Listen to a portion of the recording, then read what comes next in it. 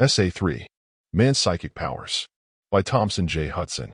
Common sense teaches us, and all human experience demonstrates, that it is a waste of time and energy to argue a question in controversy or to present proofs on either side before the vital issue has been clearly defined, and that this can be done only by a logical process of exclusion or elimination of all irrelevant side issues. Students of English common law jurisprudence understand this process better than any other class of controversialists, for, in the evolution of the system of practice in common law courts, the process has been reduced to a science. The pleadings in a case at law are nothing more nor less than the steps taken in the logical process of eliminating extraneous or irrelevant matter for the purpose of clearly defining the issue between the parties litigant, and thus determining the nature of the evidence admissible on either side. Thus, A sues B for trespassing upon the property of A by passing over it in going to and from the house of B. The latter may answer the complaint of A by admitting the act complained of, but pleading that he has a right-of-way over the property granted by A in a deed for that purpose. To this, A may answer that he admits that B has a certain paper purporting to be a deed for a right-of-way over the land, but may allege that said paper was drawn and signed by a third party as his agent, when, in fact, the latter had no authority to act as such agent in matters affecting real estate titles. B may then admit that the deed in question was made by C as agent for A, but allege that C was in possession of full authority to act for A in matters affecting the title to real estate. The latter allegation directly traverses that of A, who avers that C had no authority sufficient to bind his principal in real estate transactions, and thus the issue is joined. The merits of the case center in the question of C's authority to bind his principal, and this may be a purely legal question which the judge can decide. This is a crude but simple illustration of the logical methods by which courts of common law eliminate, step by step, all irrelevant side issues, and bring the parties litigant at once to a discussion of the real and only vital questions involved. Thus, in the case supposed, neither proofs nor argument were required at any step in the proceedings until the vital issue was developed by the process of exclusion. And what seemed at first to be a plain case of one man flagrantly violating the rights of another turns out to be a question as to the validity and law of the acts of a third party. Unfortunately, polemists, that is to say, those of them who have the public mind and conscience in their especial keeping in matters of religious and philosophical controversy, cannot be compelled to be logical or to define an issue, or to confine themselves to its discussion when it is defined. If they could, about 99% of all that has been written on the various subjects of popular controversy would never have seen the light. This is true of many subjects of public disputation, but it is especially true of spiritism, and it is as true of one side as of the other of that question. Thus many years of time and oceans of ink have been wasted in the discussion of the physical phenomena of spiritism, such as table tipping, levitation, slate writing, etc.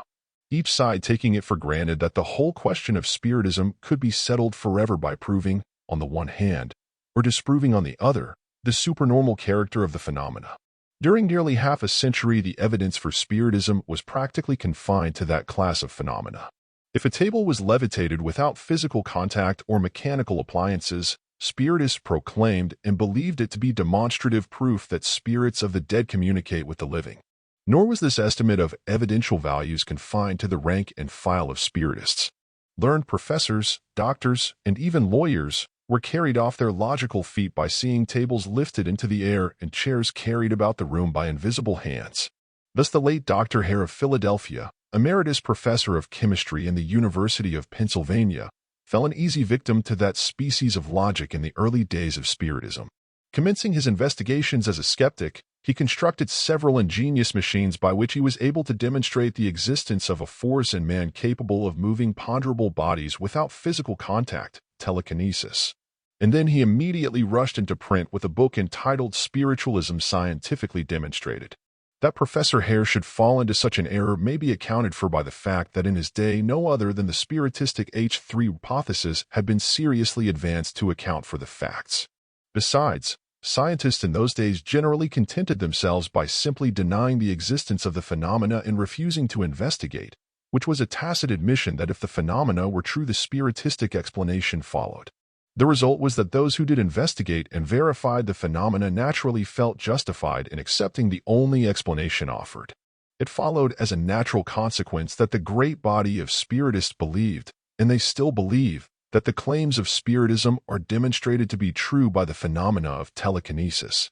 Nor is it at all strange that the rank and file should so believe, since they have such modem examples as are found in the attitude of such scientists as Alfred Russel Wallace and Sir William Crookes.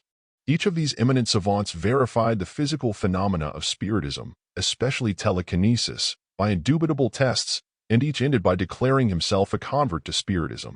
No one can doubt the ability of either of these gentlemen to make correct observations of facts when conducting a scientific investigation, for they were both trained in the strictest schools of scientific inquiry. So, when they tell us that they have verified the fact that ponderable bodies can be moved without physical contact, and describe and illustrate the process of verification, we are bound to believe them. But when they assume to draw conclusions from those facts, their reputation for habits of close scientific observation of mere phenomena no longer commands confidence. For it is one thing to be a close observer of facts and quite a different thing to be able to draw a correct conclusion from those facts. In other words, it does not necessarily follow that a scientist is also a logician. In point of fact, it often happens that the closest and most minute observers of facts are the least competent to formulate from them a correct generalization or to estimate their evidential value.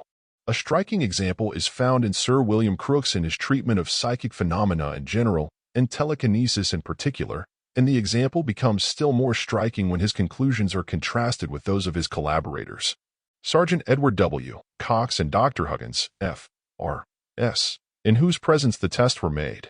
Professor Crookes, the scientist, eminent as the discoverer of a new metal, and as having rendered possible the discovery of the Röntgen rays, devised the instruments of precision by which telekinesis was demonstrated, made the experiments, and became a spiritualist.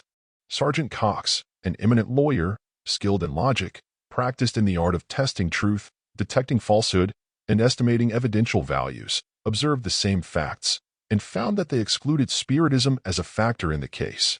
They both agreed, however, that their experiments demonstrated the existence in man of a hitherto unrecognized force, which they agreed in designating as psychic force, a force emanating from, or in some manner directly dependent on, the human organization. In this they both agreed, although they ultimately disagreed as to whether the cooperation of the spirits of the dead was necessary to set the force in motion. Sergeant Cox mentioned 18 characteristics of the phenomena as developed in the experiments made in his presence, each of which was wholly inconsistent with the spiritistic theory. Professor Crookes, on the other hand, ultimately concluded that the spiritistic theory was the only tenable one. I do not say that this particular series of experiments converted him to spiritism, but I do say that in all his public utterances on the subject there is not the slightest evidence to show that his conversion was brought about by the observation of any other than the purely physical phenomena of spiritism. And it is against the acceptance of this character and quality of evidence for spiritism that I protest in the name of outraged science, logic, and reason. Why? 1. Because the existence of a psychic force inherent in the human organism, a force capable of levitating heavy tables or other ponderable bodies without physical contact, is amply sufficient to account for all the purely physical phenomena of spiritism. Obviously, a physical force that is great enough to lift a table is great enough to produce any of the minor physical phenomena, such as slate writing, etc. In either case, the force is guided by intelligence, presumably that of the medium, until the contrary is shown by competent evidence. 2. There is nothing in the purely physical phenomena of spiritism that proves or disproves the spiritistic hypothesis. The proof of the existence of psychic force, however, does, as Sergeant Cox justly remarks, shake to its foundation the materialism of modern science by the probability it raises that, as a fact in nature, there is in us an entity, distinct from the corporeal structure, which can exercise an active force, directed by intelligence, beyond the limits of the bodily powers. He might have added that it also raises the presumption that this intelligent entity survives the dissolution of the body, and that, therefore, spirits do exist beyond the grave. This much, in all candor, must be conceded to spiritism. But it is one thing to create a presumption in favor of a life after death, and quite another to prove that spirits of the dead communicate messages to the living through mediums. And this is the crucial question raised by spiritism. Do spirits of the dead communicate with the living through mediums? This is the issue, and the only question which we are called upon to consider, and no phenomenon which does not throw light upon this question can be accepted as possessing any evidential value whatever. All the physical phenomena, such as table tipping, slate writing, etc., must therefore be thrown out of court for the following reasons. 1. The only evidence which can possibly prove the affirmative of the issue is that which will demonstrate the personal identity of the alleged communicating spirit. 2. The only possible way that personal identity can be established by an alleged spirit is by the communication of personal intelligence. 3. It is therefore the character and contents of the messages received from alleged spirits that must determine their genuineness. 4. Obviously, the levitation of tables affords no assistance in the analysis of the content of a message. Nor can any other physical phenomenon throw the faintest possible light upon the question of personal identity and, pending the settlement of that question by other forms of evidence. Physical phenomena are logically valueless to spiritism from an evidential point of view. They prove nothing but the existence of a psychic force inherent in the vital organism of the living man. It is true that messages, purporting to come from spirits of the dead, are delivered by means of physical manifestations, but their evidential value rests entirely with their contents and not in the methods employed in their delivery. It follows that we may safely admit all that the most ardent spiritist claims in regard to the purely physical phenomena, for it may be all genuine, or it may be all fraudulent, without in the least affecting the crucial question: do spirits of the dead communicate with the living through mediums? It will thus be seen that one of the supposed evidential strongholds of spiritism vanishes the moment the logical rule excluding side issues of no evidential importance is applied. The fact remains that there are many phenomena bearing directly upon the question of personal identity, which, unexplained, possess great evidential value in favor of spiritism. Moreover, it must be said in behalf of the great body of spiritists that the valid explanations of the phenomena which converted them are the result of scientific discoveries of a comparatively recent date. Thus, one of the strongest proofs urged by them of personal identity was the fact that mediums of unimpeachable character thoroughly believed in the genuineness of their own trance utterances when they declared themselves to be under the control of certain spirits. And when to this confidence in the integrity of the medium was added the fact that he often personated the alleged spirit with marvelous fidelity to the known character of the spirit, the evidence of personal identity was deemed complete. Voice, gestures, bearing, and personal idiosyncrasies were, in fact, often so perfectly reproduced as to leave no doubt in the minds of witnesses of the identity of the alleged spirit. Moreover, this was frequently done by mediums who had never been suspected of possessing any histrionic ability whatever in their normal condition. But when hypnotism came to be studied as a science, and the law of suggestion was discovered, it at once became evident that this marvelous dramatic play of personality possessed no evidential value whatever as tending to prove the identity of an alleged spirit. And this conviction became a certainty when the law of mental duality was formulated. The points bearing upon the case may be briefly stated as follows. 1. The so-called spirit medium, in the trance condition, is simply self-hypnotized, and is consequently subject to all the conditions and governed by all the laws pertaining to hypnotism. That is to say, the objective, or reasoning mind, is in abeyance and the subjective mind is in control. 2. The subjective mind is constantly amenable to control by suggestion. That is to say, it accepts as true every suggestion or statement that is made to it, and it carries every suggestion, true or false, to its legitimate conclusion. Thus, if the suggestion is made to a hypnotized subject that he is a dog, he will act the part suggested just as perfectly as it is physically possible, firmly believing for the time being that he is a dog. The same is true of every possible suggested change of personality. Everybody knows how perfectly a hypnotized subject will personate any suggested character, high or low, good, bad, or indifferent. Nor can anyone fail to correlate the phenomena with those of spiritism when a spirit is suggested as being in possession of the medium. The psychological conditions are identical, and if the subjective mind of the medium did not respond to the suggestion and act accordingly, it would argue an exception to a universal law of nature. But it has been objected, the medium is not always in the trance or hypnotic state. On the contrary, he is as often perfectly conscious when he is performing his best work. Granted, but so much the stronger is the case for suggestion, for, from his standpoint, so much the firmer are his grounds for belief. A medium is usually one who, from his youth up, has been reared in an atmosphere of spiritism. His whole mental environment, therefore, constitutes a perpetual suggestion favorable to spiritism. He trains himself for mediumship because he believes, and he confidently expects that spirits of the dead will take possession of his organism and do things. In due time his hopes are realized. He becomes conscious of an influence at work within his organism which manifests intelligence and powers of which he is not the conscious possessor. He knows nothing of the new psychology and is most likely unaware that there ever was an old one. He knows nothing of the dual mind and probably has every reason to doubt whether he is even one mind of his own. In short, from his intellectual viewpoint, he has every reason to believe that the intelligence and power thus strangely manifested is extraneous to himself. This, of course, constitutes the strongest possible suggestion to his subjective mind that it is a foreign intelligence. And that the suggestion should be accepted and dramatically carried to its legitimate conclusion is in strict accordance with what we should have a right to expect from what science has learned of the law of suggestion through experimental hypnotism. In fact, the spiritistic suggestion is infinitely stronger and more likely to be fully accepted and promptly executed than the other, for the obvious reason that the medium believes, both objectively and subjectively, in the truth of the suggestion, whereas the hypnotized subject objectively knows that the experimental suggestions are false to the point of absurdity.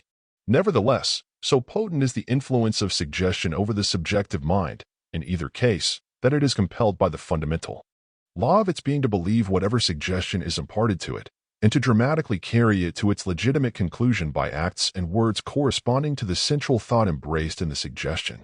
It is evident, therefore, that personal identity cannot be predicated upon either the personal honesty or the convictions of the medium, or upon his dramatic personation of the suggested personality. And thus does another supposed evidential stronghold of spiritism utterly vanish in presence of the demonstrated facts of modern science.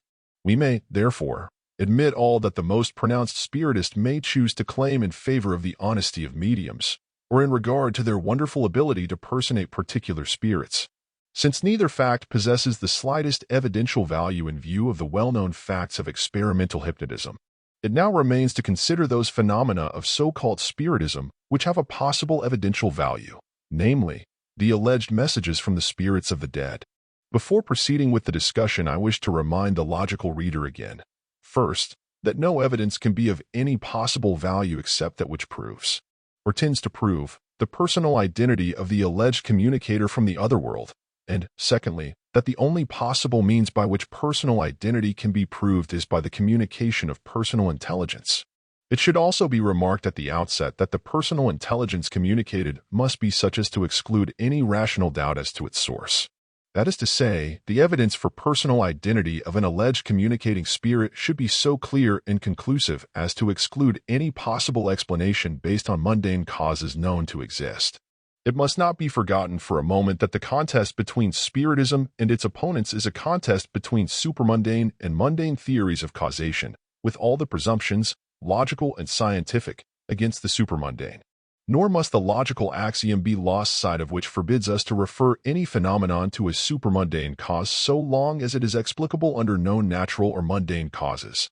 Another axiom of science of equal pertinence is that we must never explain the unknown by that which is still more unknown. If the reader will bear in mind these time-honored axioms or rules of scientific investigation, he will find no difficulty in arriving at the conclusion that there is no valid evidence whatever in so-called spiritistic phenomena that spirits of the dead communicate with the living through mediums. As before remarked, this is the main issue to be decided. Do spirits of the dead communicate with the living through mediums? The subsidiary issues pertain to the validity of the evidence now offered in proof of the personal identity of the alleged communicating spirits, and no scientific polemist on either side now pretends to discuss any other question, for the simple reason that the whole question of spirit communion now hinges upon the validity of that evidence.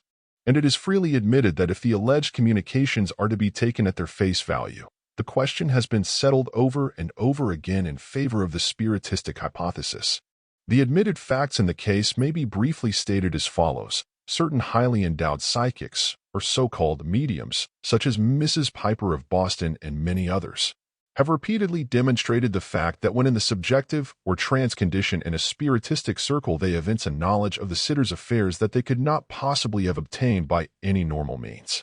This knowledge, of course, came to light in the guise of communications from spirits of the dead, and it often extended to the affairs of the alleged communicators as well as to those of their living friends in the circle. So minute and complete and circumstantial was this knowledge that it often left no room for doubt in the minds of sitters of the personal identity of the alleged spirit. But when the Society for Psychical Research demonstrated the fact that thought transference, or telepathy, is a power of the human mind, and that it was most easily developed in persons in the subjective state. It at once became evident that telepathy afforded a complete explanation of much that was before mysterious and inexplicable. The result has been to narrow the issue between spiritists and their opponents so that now but two theories are the subjects of controversy, namely, the spiritistic and the telepathic. And it is now admitted by all who pretend to discuss the subject from a scientific point of view that the possession of supernormally acquired knowledge by a spirit medium possesses no evidential value for spiritism, where telepathy cannot be eliminated as a possible factor.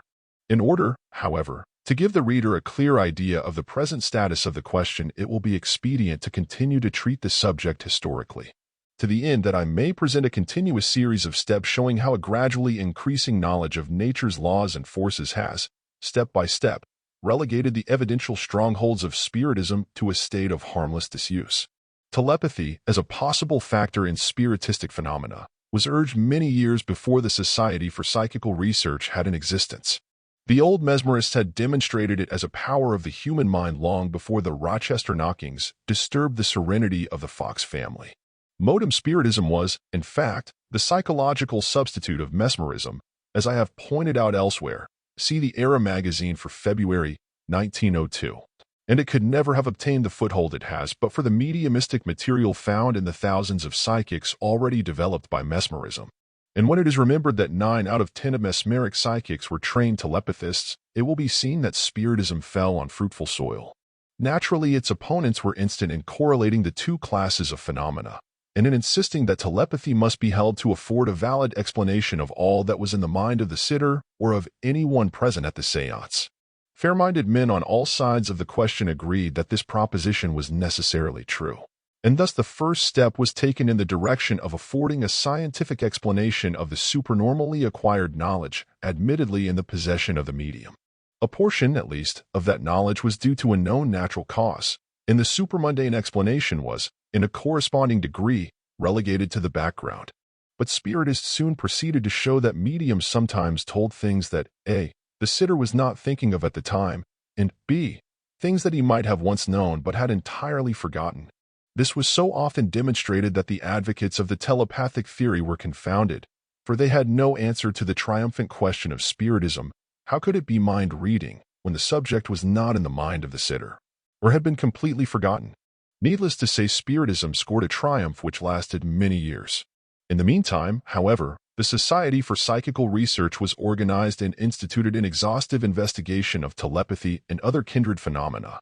The dual mind theory was formulated, and a clear line of demarcation was shown to exist between the mind of ordinary waking consciousness, or objective mind, and that intelligence which is ordinarily submerged below the threshold of normal consciousness, or subjective mind. The crucial points demonstrated by the research which interest us in this connection were the following. 1. That telepathy is a power belonging exclusively to the subjective mind. 2. That ordinarily the content of a telepathic message is foreign to the conscious thoughts of the agent or sitter, except in experimental telepathy. 3. That the memory of the subjective mind is potentially perfect. 4. That rapport, relation of harmony, between the agent, the sender, and the percipient, the receiver, is essential to the successful transmission of a telepathic message. The bearing of these discoveries upon the question at issue will be at once apparent to the intelligent reader. It will be seen, first, that the fact that a sitter is not consciously thinking of a given subject when in presence of a psychic does not prevent a telepathic transmission of the subject matter, since telepathy is exclusively between subjective minds. Secondly, that the fact that a sitter has objectively forgotten a circumstance does not prevent a telepathic transmission of the fact, since the memory of the subjective mind is potentially perfect. Thus does another evidential stronghold of spiritism vanish in the light of modem science, for it is now self-evident that what a sitter is consciously thinking of, or what he has once known, but has objectively forgotten, weighs not one hair against the telepathic theory. On the contrary, it so completely sustains the telepathic theory that the burden of proof rests upon spiritism to show, by demonstrative evidence, that all cases where supernormally acquired knowledge is, and evidence may not be thus explained. This they are attempting to do, but by a process as flagrantly illogical and unscientific as that employed in any of their attempts to sustain a constantly failing cause. Numerous cases are now in evidence where mediums have evinced a knowledge of facts, say in the earthly career of an alleged communicating spirit, which no one present could by any possibility have ever objectively known. This, it must be acknowledged, is the crucial test. It is the last ditch of spiritism, and if such cases can be explained by reference to telepathy, their cause is forever lost. For if this fails them, there will be left not a shred of valid evidence that spirits of the dead communicate with the living through mediums. The case, however, is a very simple one and easily disposed of when treated in a straightforward, common-sense manner. It presents but one question about which there can be any possible room for a rational difference of opinion. And that is simple to the last degree to anyone who is acquainted with the fundamental facts of telepathy and the elemental principles of logical reasoning. The question is, can information telepathically received by one person be telepathically communicated by him to another? Strange as it may seem to the average reader, the whole question of spirit communion with the living through mediums hinges upon the decision of that simple problem. And this is what I meant in my opening remarks by urging the propriety, the logical necessity, of reducing the question to its lowest terms by eliminating all irrelevant side issues and confining our attention to the vital issue when it is found. A few words will show the practical pertinency of the question as stated, and this can best be done by supposing a simple illustrative example. A séance is held in which the sitter is supposed to be put into communication with the spirit of his deceased father. To make the case clear and free from complications, we will suppose that all the rest of the sitter's family and friends are dead. All died before the death of the father.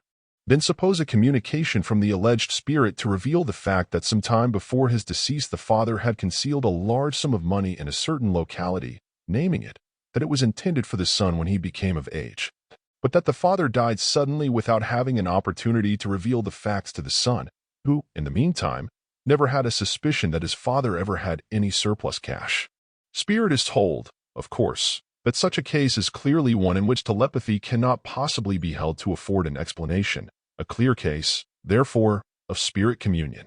Advocates of the telepathic theory, on the other hand, hold that it is just as clearly a case in which telepathy affords an easy explanation. On the obvious theory that information received telepathically by one person can be communicated by him telepathically to a third person. Thus, the father and son must be presumed to have been in telepathic rapport during the life of both, and the father must be presumed to have communicated the information to the son, unconsciously, of course, to the latter. Since telepathy is a faculty belonging exclusively to the subjective mind, the information was, therefore, lodged in the subjective mind of the son, where it remained latent, until he came in contact with a psychic who was able to reach the information telepathically and thus elevate the information above the threshold of normal consciousness. The ability to do that is what constitutes a psychic, and a good psychic can reach the content of the subjective mind of another, presumably without reference to how it got there. The son, not being a psychic, was unaware of the facts which had been communicated telepathically during the lifetime of his father.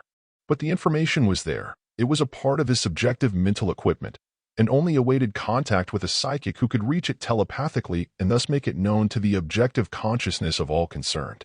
Is there anything inherently impossible or improbable in this hypothesis? I think not. In the first place, all the logical and scientific presumptions favor it, as against supermundane theories of causation. Telepathy is a vera causa, spiritism is not. We know something of telepathy and its conditions, powers, and limitations. We know that it is a means of communicating intelligence between living persons.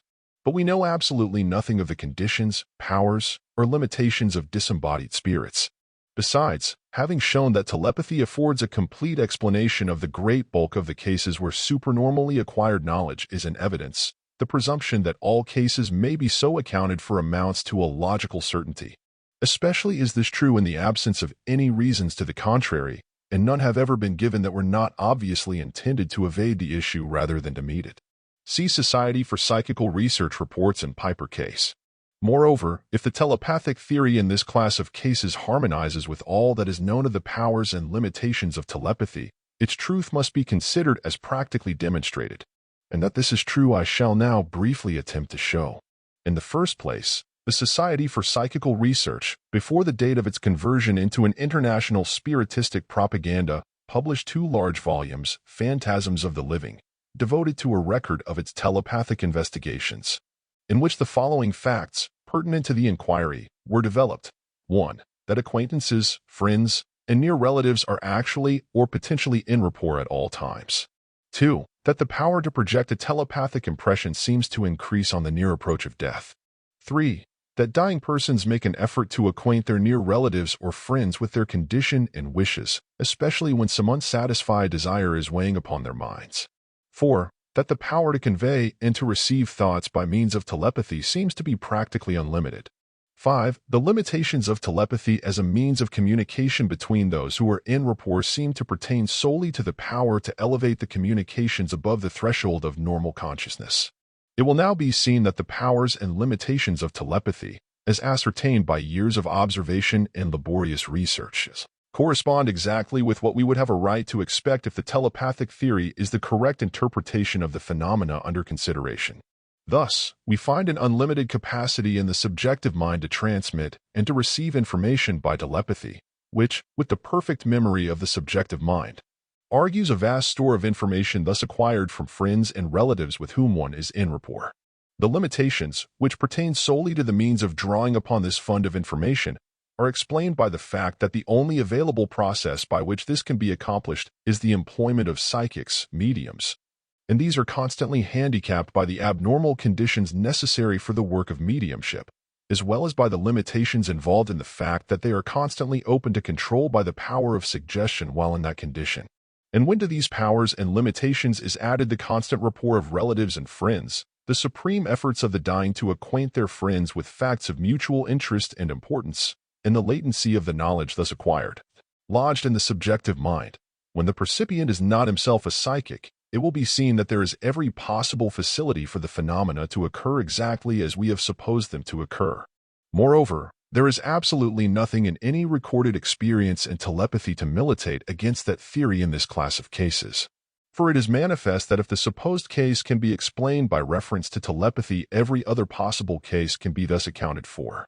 That is to say, if telepathically acquired information can be telepathically transmitted to a third person, it would be impossible to imagine a case that the fact would not account for. I repeat, therefore, that this is the crucial question upon which Spiritism hinges, and it is, of course, important that it should be determined whether telepathy à trois, as the French term it, or telepathy by three, in plain English, is a telepathic potential.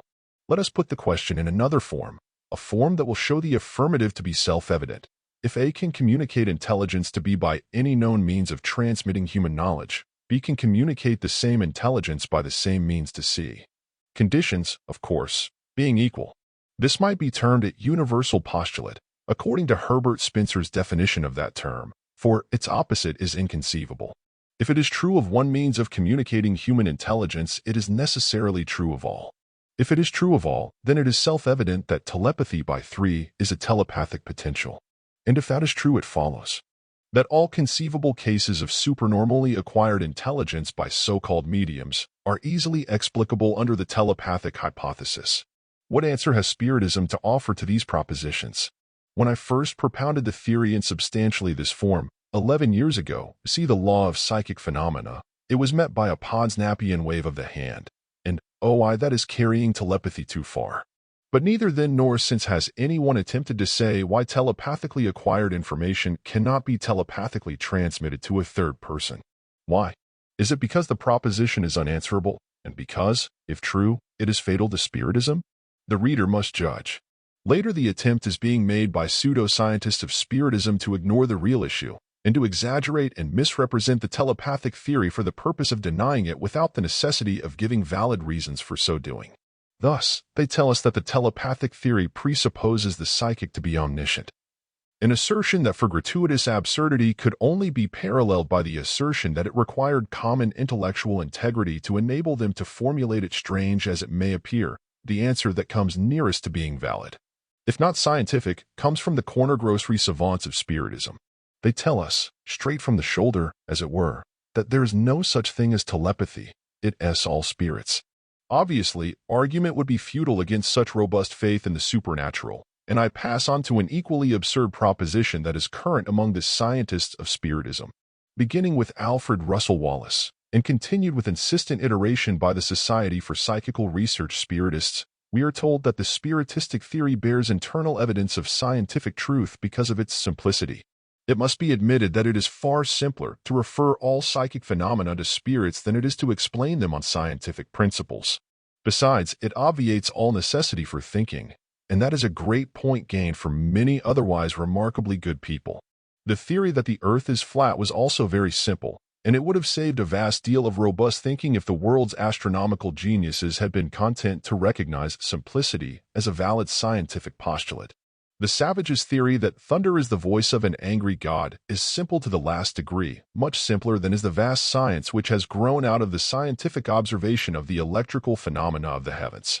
If simplicity is the measure of scientific accuracy, there is a theory extant that is far less complicated than that which postulates millions of good, bad, and indifferent spirits at work, often at cross purposes. Some even with intent to deceive mankind into scientific beliefs, and others repudiating all that science thinks it knows, no two spirits, in short, ever agreeing upon any one proposition. If, as I said, simplicity is the measure of scientific verity, why not adopt the far more simple, and vastly more orthodox, theory that the devil is responsible for the whole business? Aside from the superior quality of simplicity inherent in the satanic theory, the results of Spiritism invest it with an air of plausibility not to be ignored as valueless by spiritistic logicians. In concluding this, I desire to answer a question that has often been propounded by Spiritists concerning the telepathic theory and which will doubtless occur to many of the readers of this article. It is this: you admit, say the Spiritists, that two embodied spirits can communicate with each other by means of telepathy. Why then cannot a disembodied spirit communicate with an embodied spirit by the same means? This is a very popular question, and it is usually held to be a poser, especially by those whose logic is a little infirm. The obvious answer is that it is not a question pertinent to the issue involved in Spiritism. As for myself, I do not know why they cannot. I do not even know that they cannot, so communicate. But that is not the question raised by the phenomena of Spiritism. That question is, do spirits of the dead communicate with the living through mediums? Obviously a very, much more restricted question, as it involves solely the question of mediumship, otherwise the phenomena of Spiritism. And it is exclusively from the evidence afforded by the phenomena themselves that the question must be settled. I have endeavored to show that the whole question hinges upon telepathy by three, and that is a self-evident proposition. Besides, it can easily be shown that telepathy by three is, in fact, a very common phenomenon.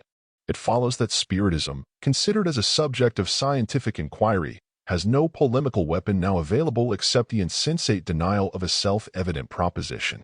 It will now be in order to take our logical bearings by a brief recapitulation of the points thus far established, with a view to ascertaining what positions, if any, may be further fortified by the facts of human experience. It is safe to assume that the following propositions will not be disputed by any scientist who cares to apply the elementary principles of logical induction to the investigation of Spiritism. 1. That the issue is, do spirits of the dead communicate with living persons through mediums? 2. That the only valid evidence competent to prove the affirmative must be such as will demonstrate the personal identity of the alleged communicating spirit. 3. That physical phenomena, per se therefore, possess no evidential value whatever. 4. That, in the absence of other proofs of personal identity, the dramatic personation of a spirit possesses no evidential value. 5. That telepathy, or thought transference, is a valid explanation of all cases where the information communicated was in the possession of any person present at the séance. 6. That the telepathic explanation is none the less valid because the information was not consciously possessed by the sitter, as when he had quite forgotten the facts communicated. Thus far, no intelligent spiritist will take exception. This narrows the field of inquiry to those communications which contain information not obtained by the medium, or anyone present, by any of the normal sensory channels of communicating human thought. That is to say, the information, if possessed by the sitter, must have been received telepathically, unconsciously to himself and to the agent from whom it was obtained. This involves the question whether information telepathically received can be telepathically communicated to a third person. And this, as I have already shown, is the ultimate issue to be decided. For if telepathic de trois, or telepathy by three, is a telepathic potential, it is manifestly impossible to imagine a case to which the principle would not afford a complete explanation. I have also shown that telepathy by three is a self-evident proposition. That is to say, it is self-evident that if A can send a message to B, By any known means of communicating intelligence, B can communicate the same message, by the same means, to C, conditions being equal. Is telepathy an exception to this universal rule? Is knowledge communicated telepathically anything less than knowledge? Is information thus communicated to the subjective mind not a part of its mental equipment? Is the subjective mind prone to forget what it has once known? These questions answer themselves. All who are even superficially acquainted with the salient characteristics of the subjective mind know that it never sleeps and never forgets, that knowledge, however trivial may be its character, may remain latent for many years, but that proper mental conditions will bring it forth with all its details. The old psychologists were well aware of this fact. If anyone has ever given a reason why telepathically acquired knowledge rests upon a different footing in this respect from knowledge acquired in any other way, I have yet to hear of it. Now, what are the facts? I have said that telepathy by 3 is a self-evident proposition, and it is. But as spiritists require demonstrative proofs of self-evident propositions that contravene their cherished beliefs, I shall cite a few cases, taken mostly from the proceedings of the Society for Psychical Research, which prove our thesis beyond peradventure. Telepathy by 3 is, in point of fact, a very common phenomenon.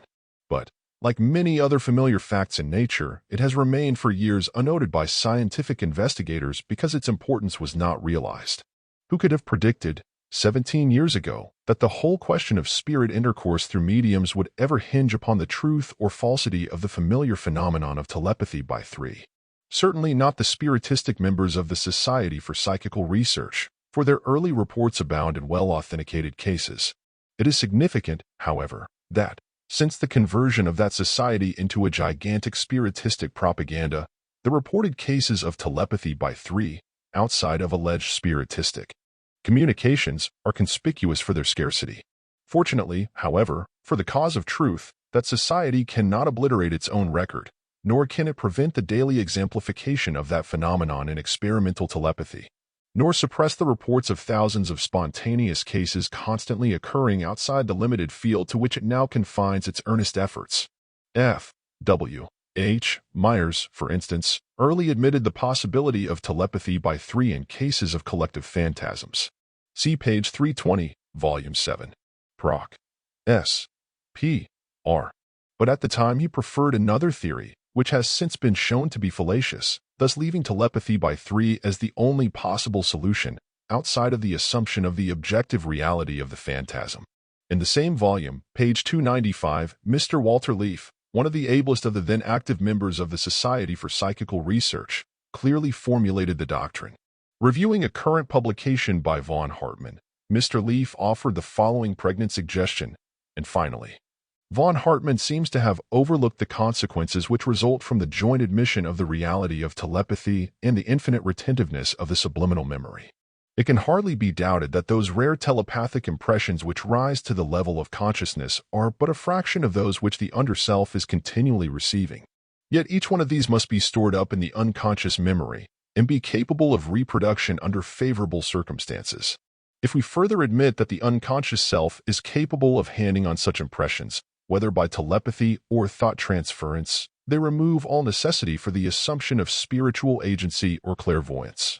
When we have to deal with a piece of knowledge which may at any time have been in the mind of any living man, Professor Oliver Lodge, who is now the president of the Society for Psychical Research, very early announced his belief in thought transference as fully competent to explain all that is mysterious in so-called spirit communications, on the ground that it is a known cause, that is, one to which there need be no hesitation in appealing in order to explain facts which without it would be inexplicable. Professor Lodge did not distinctly formulate the doctrine of telepathy by 3, but he cited 2 cases, in contrast, which are demonstrative of the principle. In one of them a deceased uncle figured as the communicator, and he related many facts, family affairs, of which those present knew nothing, all of which, however, have been more or less completely verified, says the professor. Pages 458-9. On the other hand, a message was received in his presence from a comparative stranger, not a relative of anyone present, and everything which the sitters knew about was correctly related, whereas the statements made of which they knew nothing were all false. Page 461. Obviously, the principle of telepathy by 3 affords a full and complete explanation of the knowledge obtained from the uncle, and the failure in the other case is just as obviously due to the absence of the necessary conditions, namely, rapport between the sitters and the communicator during the lifetime of the latter. The spiritistic hypothesis necessarily fails, for the conditions from that standpoint were precisely the same in the two cases. The principal sitter was the same, namely, Professor Lodge, the medium was the same, Mrs. Piper, and the so-called control was in each case none other than the now noted Dr. Finuet, a Frenchman, who had forgotten la langue française. If, therefore, it was a spirit in one case, it was a spirit in the other, and no good reason has yet been given why one spirit should tell the truth, whether the sitter knows the facts or not, while another tells it only when the sitter knows the facts. In other words, the spiritistic hypothesis does not furnish an explanation of the difference in the results of the two cases. On the other hand, telepathy by three does account for it in the only way consistent with the known facts of modern science. Andrew Lang is another famous psychical researcher who finds telepathy by three to be the only tenable hypothesis explanatory of the phenomena under consideration. He has caused numerous experiments to be made by means of crystal gazing, through the agency of Miss Angus and others, many of which are demonstrative of telepathy by three. A few of the latter he sums up as follows. Again and again Miss Angus, sitting with man or woman, described acquaintances of theirs, but not of hers, in situations not known to the sitters, but proved to be true to fact. Now, the foregoing hypothesis of direct clairvoyance was here excluded, in most cases, not in all, by conditions of time. In one instance, Miss Angus described doings from 3 weeks to a fortnight old, of people in India, people whom she had never seen or heard of, but who were known to her sitter. Her account, given on a Saturday, was corroborated by a letter from India, which arrived next day, Sunday. In another case, she described, about 10 p.m., what a lady, not known to her, but the daughter of a matron present who was not the sitter, had been doing about 4 p.m. on the same day. What the person seen was doing was not thing familiar, for I asked that question. Again, sitting with the lady, Miss Angus described a singular set of scenes much in the mind, not of her sitter, but of a very unsympathetic stranger who was reading a book at the other end of the room. I have tried every hypothesis, normal and not so normal, to account for these and analogous performances of Miss Angus. There was, in the Indian and other cases, no physical possibility of collusion. Chance coincidence did not seem adequate. Ghosts were out of the question, so was direct clairvoyance. That Miss Angus, who, by the way, was in the most normal and wide-awake condition, had got into touch with the absolute, and was making discriminating selections from the stores of omniscience, did not seem likely. Because her crystal pictures appeared to be directed by the mind of a person present, not always the sitter. Nothing remained for the speculative theorizer but the idea of cross-currents of telepathy by three, between Miss Angus, a casual stranger, the sitters and people far away, known to the sitters or the stranger, but unknown to Miss Angus. Unpublished examples of these things went on the same lines. Miss Angus picked up facts, unknown to the sitters, about people known to them, but not to her. Now suppose that Miss Angus, instead of dealing with living people, by way of visions, had dealt by way of voice, or automatic handwriting, and had introduced a dead communicator. Then she would have been on a par with Mrs. Piper, yet with no aid from the dead. Not to rely solely on Miss Angus, I take another instance. My friend, Mr. Leslie, is known to the world as a man of business, a golfer, and a composer. He can see crystal pictures, but, like most of my acquaintances who possess the faculty, including my cook, has hardly any interest in the practice. One day Mr. Leslie and I had been talking about a lady, unknown to him, but known to me, though I had never seen her house. Mr. Leslie began to look into a glass water jug, and described what he saw, the interior of the hall of a house, with a good deal of detail. Neither of us recognized the house. I happened later to tell this to the lady of whom we had been talking. She said, "Why, that is my house," and, on visiting it, I found that in all respects it answered to Mr. Leslie's description. Mr. Lang then proceeds to say that if the lady had been dead and the psychic had been in a trance, spiritists would have claimed it as a spirit communication. But as nobody was dead, the theory of a spirit is wholly impossible, and if not telepathy a trua, then some other non-spiritualistic theory must account for the facts, as for the facts in Miss Angus's cases. A typical case once came under my own observation, which not only demonstrates telepathy by three, but reveals its wide range of usefulness to charlatans and mountebanks of many varieties. A gentleman residing in a distant northern city visited Washington on his way to Florida, and, being somewhat interested in psychical matters, especially telepathy, requested me to introduce him to someone who could satisfy his curiosity by some signal display of telepathic powers. At that time, I happened to know a hypnotic subject who occasionally manifested remarkable powers in that direction. He was neither a spiritist nor a professional psychic, and shrank from publicity, but would occasionally display his powers to a select few of his friends. One of his peculiarities consisted in a fondness for mystifying his friends by dropping into prophecy concerning their future movements, often with startling results, the case that I am about to relate being in point. With much reluctance he consented to meet a total stranger, having been assured by me that the gentleman was on his way to Florida and would not be here to trouble him further. The séance was accordingly held that evening in the gentleman's private room at the Arlington, 2 or 3 friends of the sitter being the only ones present besides the dramatis personae. Having hypnotized the psychic, to ensure perfect rapport, I caused the two to shake hands, saying to the psychic as I did so, "Now I want you to tell this gentleman all that he knows about himself, and more, too, if possible." After a few moments of silence, the psychic asked to take the sitter's hand again. This being complied with, he said, speaking very rapidly, "I can tell the gentleman one thing that he thinks he knows, but does not know. He thinks that he is going to start for Florida tomorrow morning." "Yes, I told you that," I replied. Without noticing the interruption, he continued, "I can tell him another thing that he does not know. He is going directly home tomorrow morning." "I certainly do not know that," replied the sitter. "If I live, I shall start for Florida tomorrow morning." "Nevertheless, you will go home before you go to Florida." "I prophesy that, and don't you forget it," replied the psychic with some show of dogmatism. "Did the spirits tell you that?" asked the sitter, sarcastically. "No, I am not a medium, much less a spiritualist," indignantly replied the psychic. Knowing that he was sensitive on that point, and realizing that he was becoming excited, I signaled the sitter to cease talking on the subject and proposed other experiments. Several crucial tests were made during the evening with special reference to the question of independent clairvoyance, resulting in demonstrative proof that the psychic did not possess that power, but that he did possess telepathic powers to an extraordinary degree. The latter was demonstrated the next morning when the gentleman boarded the first train for home. His sudden change of front was in response to a telegram received about 4 o'clock in the morning from his family physician, urging his instant return on account of the sudden and serious illness of his wife. "Spirits," explains the spiritist, "but nobody was dead." Clairvoyance suggests the belated believer in the existence of that power, that is, in the power to see what is occurring at a distance, independently of the aid of telepathy from living persons.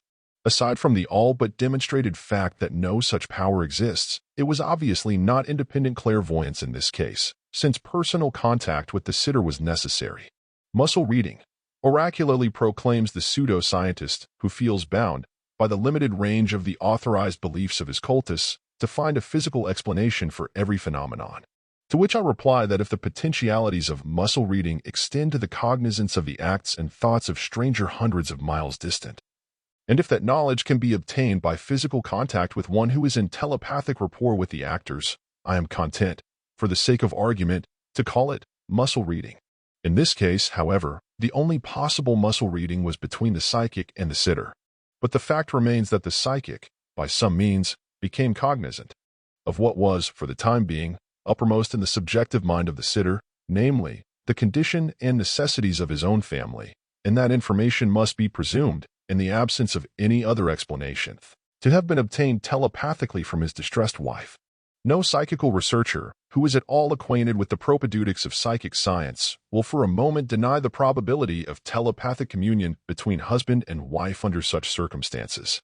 Indeed, the records of the Society for Psychical Research render this as certain as any fact in science. The information, therefore, that led the psychic to prophesy the sitter's early return home was certainly in the subjective mind of the latter, and that the psychic obtained it directly from the sitter's subjective mind by some means other than through ordinary sensory channels, call it telepathy, thought transference, or muscle reading, or what you will, is not open to rational doubt. Terminology is not the essence of a scientific inquiry, and the fact remains that this case is typical of that telepathy by 3 which spiritists, with hysterical insistence, see fit to deny. I have said that telepathy by 3 lends itself to the uses of a great variety of charlatans. Thus, the psychic in this case was fond of posing as a prophet, pure and simple, and would rarely give reasons for his previsions. Nevertheless, it was always evident that he obtained his data by means of his telepathic powers and thus mystified his sitters to the top of his bent. It is obvious that if he had seen fit to pose as a spirit medium, he would have won renown as such, and by the same means that others do. All that would have been required in the case mentioned would have been for him to say that the spirits had told him that the sitter's wife was dangerously ill. Moreover, the telepathic visions from which he obtained his data for prophesying the sudden departure of the sitter for home would very likely have been practically the same if he had believed them to have been produced by spirits.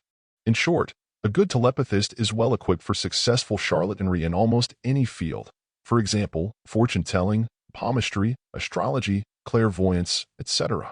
In other words, whatever of supernormally acquired knowledge is found to exist in the mind of any psychic, no matter what his particular theory of causation may be, or what may be his particular method of elevating it above the threshold of normal consciousness, telepathy affords a full and complete revelation of its mysterious source. And when the truth is once realized of the self-evident proposition that knowledge telepathically acquired from one person can be telepathically communicated to another, it will be apparent that every imaginable case of alleged spirit communication through mediums easily ranges itself under the terms of the telepathic hypothesis.